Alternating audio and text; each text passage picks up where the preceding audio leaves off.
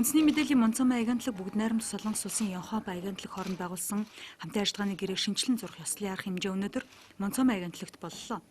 Шинжилсэн гэрээнд Монцомын агентлагийн захирал Баатар Хуйг гарын үсэг зурсан бөгөөд Йонхап агентлагийн гадаад харилцааны менежер Ким Сужин, улс төрийн таймч Аньон Сонор мөн байлцлаа. Монцомын агентлагийн дарга Баатар Хуйг энэ үеэр Йонхап агентлагтай 1985 оноос хойш хамтарч ажиллаж байгаагаа дурдаад хамтын ажиллагааны эхний он жилүүдэд хүйтэн таны үе тохиож өссөн учраас үйл ажиллагааны цар хүрээ хязгаарлагдмал байсан тал бий. Хамтын ажиллагааны гэрээ байгуулснаас хойш мэдээлэл солилцох тал дээр тэр дундаа Аз намхан долоо орнуудын мэдээллийн агентлагуудын холбооны хүрээнд нэгт хамтарч ажиллаж байгаа. Ялангуяа зах зээл шилжсэн он цагаас хойш Өмнөд Солонгос улстай улс төр эдийн засаг гээд олон талын мэдээлэл солилцох шаардлага үүссэн. 1990 оны ардчилсан хувьсгалаас хойш хоёр орны харилцаа өндөр түвшинд хүрсэн. Тэрхүү харилцаа агентлагийн түвшинд ч гэсэн адилхан нөлөөлж байгааг тэрээр онцоллоо.